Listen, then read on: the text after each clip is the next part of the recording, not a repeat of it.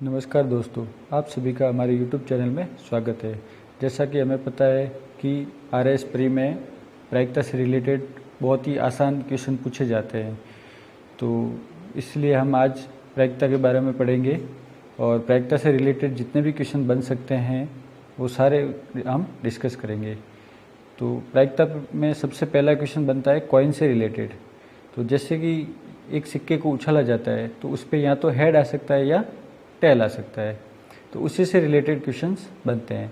तो बेसिकली प्रायिकता, सबसे पहले प्रायिकता होती है कि घटना के अनुकूल कुल परिणाम डिवाइडेड बाय घटना के संभावित कुल परिणाम, यानी कुल संभावित परिणाम का जब भाग देंगे हम घटना के अनुकूल परिणाम से तो हमें प्रायिकता प्राप्त होगी।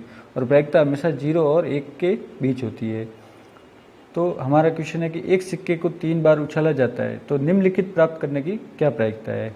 तो सबसे पहला क्वेश्चन हमारा है केवल एक चित आने की प्रायिकता है। तो सबसे पहले तो हम ये देखेंगे कि जब एक सिक्के को 3 बार उछाला जाता है तो क्या क्या पॉसिबिलिटीज़ है, मतलब क्या क्या आ सकता है। तो या तो जो हम नीचे टेबल देख रहे हैं तो क्या उस प्रकार से टोटल हमारे पास 8 संभावित परिणाम हो सकते हैं। जैसे 3 बार उछाल रहे तो 2 की पावर 3 यानी कि 8। अगर सिक्के को 2 बार उछालेंगे तो टोटल परिणाम 2 की पावर 4। अगर 4 बार उछालोगे सिक्के को तो टोटल परिणाम हो जाएंगे 2 की पावर 4 यानी कि 16। तो इसी प्रकार जब हम सिक्के को 3 बार उछाल रहे हैं तो हमारे पास टोटल परिणाम होंगे 8। तो ये निम्न प्रकार होंगे, या तो पहले सिक्के पर भी हेड, दूसरे पर भी हेड और तीसरे पर भी हेड आ सकता है, या फिर पहले पे हेड, दूसरे पे हेड और तीसरे पे टेल। उसी प्रकार ये हमने टेबल बना रखी है, उसमें head tail head, tail head head, या तीनों पे टेल, या टेल टेल हेड। इसी प्रकार हमारे पास टोटल 8 संभावित परिणाम होंगे। तो उसमें से जो भी क्वेश्चन पूछा जाएगा वो घटना के अनुकूल परिणाम होगा और कुल संभावित हमारे पास टोटल 8 परिणाम है।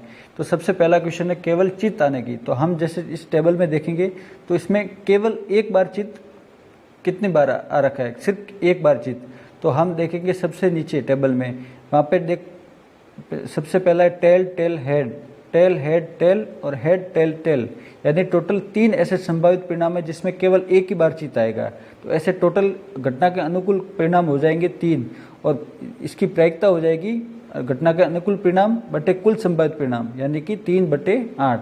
अतः हमारे क्वेश्चन नंबर 1 के ए की केवल एक चित्त आने की प्रायिकता हो जाएगी 3/8। इसी प्रकार केवल 2 चित्त वाली घटना के अनुकूल कंडीशन, तो ऐसी हमें कंडीशन ढूंढनी है जिसमें सिर्फ 2 चित्त आए।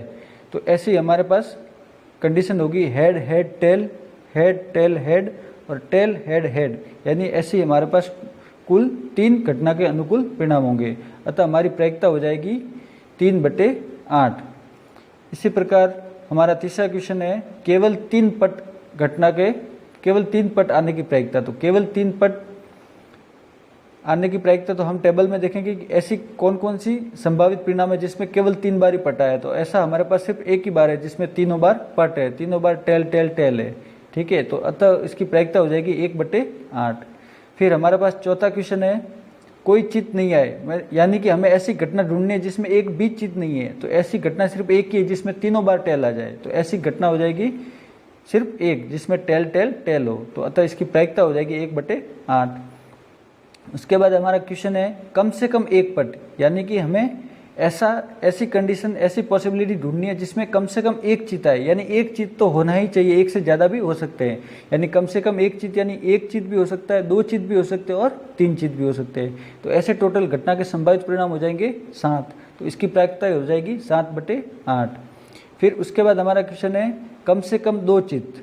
तो कम से कम 2 चित्त यानी कि 2 चित्त तो आने ही चाहिए, 2 से ज़्यादा भी आ सकते हैं। तो ऐसे या तो 2 आ जाएंगे, क्योंकि हम सिक्के को 3 बार उछाले तो पॉसिबिलिटी 3 ही हो सकती है। तो या तो चित्त 2 आ सकते हैं या 3 आ सकते हैं। तो ऐसे कुल संभावित परिणाम हो जाएगी 4। तो इसकी प्रायिकता हो जाएगी 4/8 और जब इसको आगे सॉल्व करेंगे तो इसकी प्रायिकता हो जाएगी 1/2।